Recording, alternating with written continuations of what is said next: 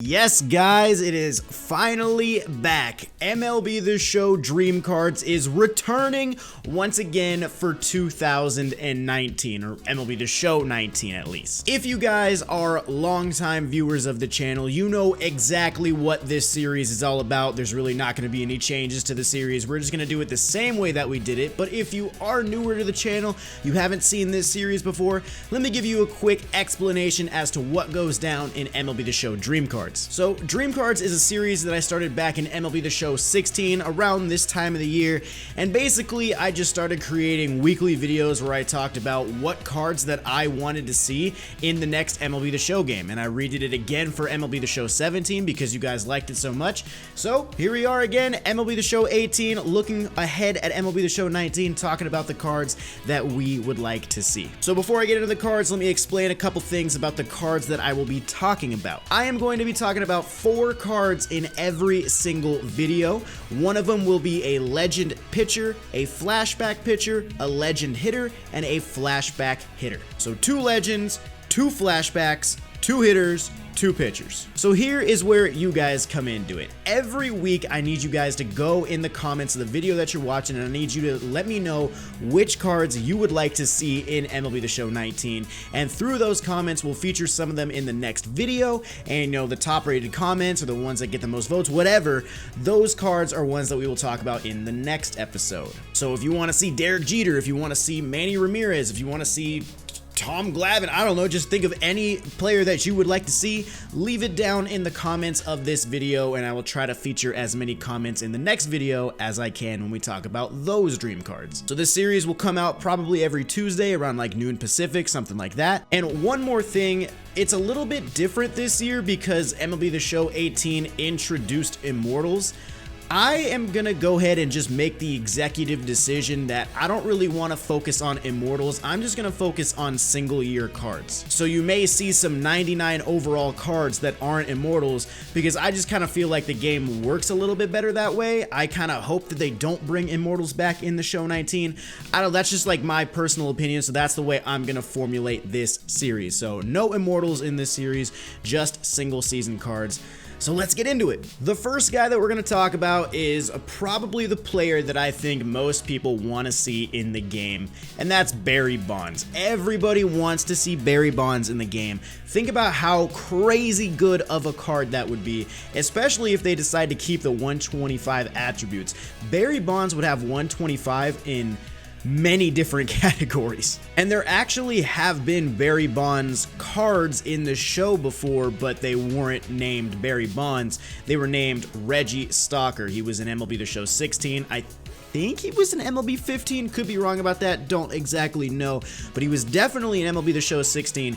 They didn't bring him back in 17. Instead, they wanted to go with Pepe Alizar, who we shall not talk about. But I want to go ahead and read you guys some stats, talk about a couple different seasons, just to show you how good Barry Bonds actually was, and just think about how those numbers would translate to a card in Diamond Dynasty. One card you could easily go with is from the 2004 season, where he hit 362 with a 609 on base percentage, an 812 slugging, an OPS of 1422. He had 45 home runs, 101 RBIs. Of course, he won the MVP that year. You could also look at his 2002 season, which was also pretty historic. He hit 370 with a 582 on base, a 799 slugging, and a 1381 OPS, 46 home runs, 110 RBIs. But I think the season that I am going to go ahead and go with for Barry Bonds, if I wanted to see a card of his in the show, I would go with 2001. Look at these numbers for Barry Bonds in 2001. Like when people say it's like a video game,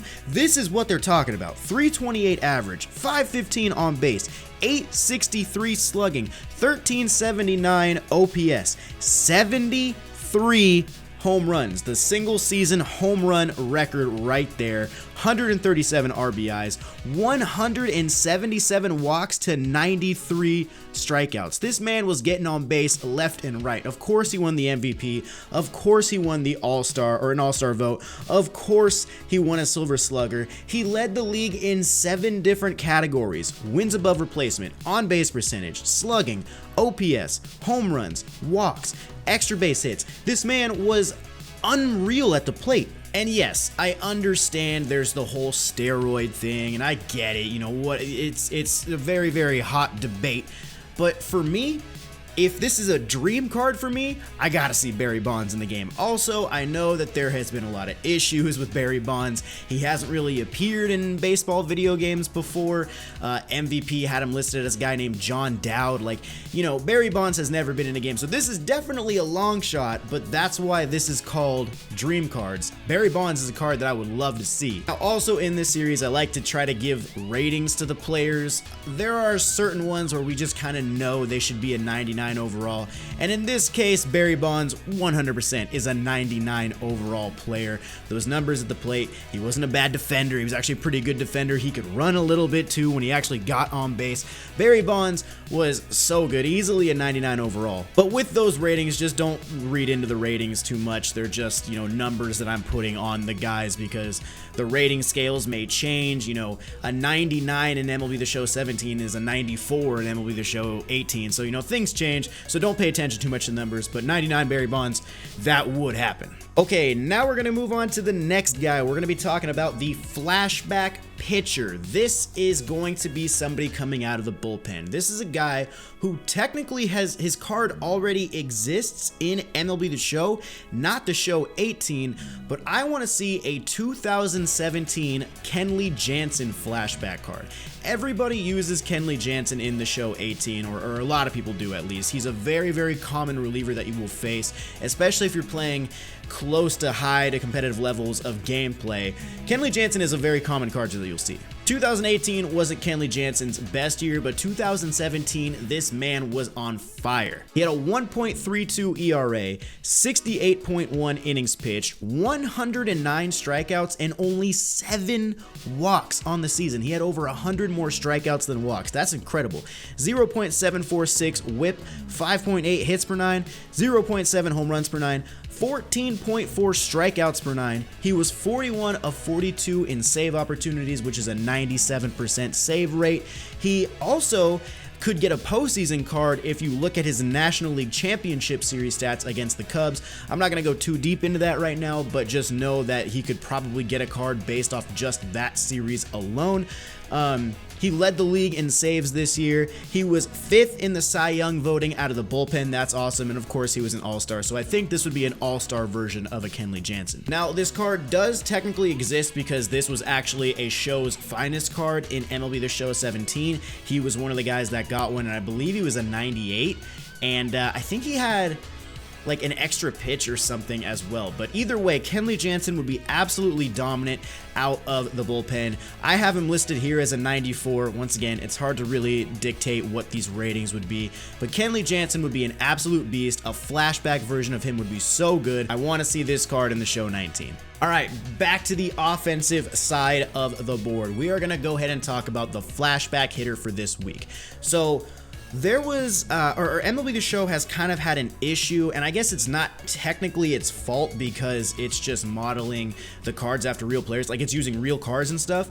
But there haven't been that many, I'm not saying there hasn't been any, but there haven't been that many really good hitting second basemen compared to some of the other positions on the field. Like third base, super deep. Shortstop, fairly deep. Outfield, incredibly deep. Second base is usually the one that's pretty weak.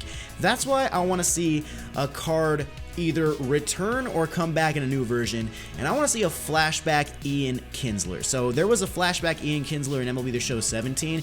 I think you got him from completing the Rangers Team Epic, and he was so good, dude. He was a lot of people's starting second baseman for a very long time. He was all the way up to a 97. I think his version was a 2008, but I'm going to go ahead and talk about a different season for Ian Kinsler. I'm going to go ahead and talk about 2011. He had a 255 average that season, a 355 on base, a 477 slugging, and an 832 OPS. He had 32 home runs, 77 RBIs, 34 doubles. He also stole 30 bases, so he was in the 30-30 club. He had 89 walks, 71 strikeouts, and he could technically get a postseason card for his World Series against the St. Louis Cardinals that year. I know that Kinsler and the Rangers didn't win the World Series that year.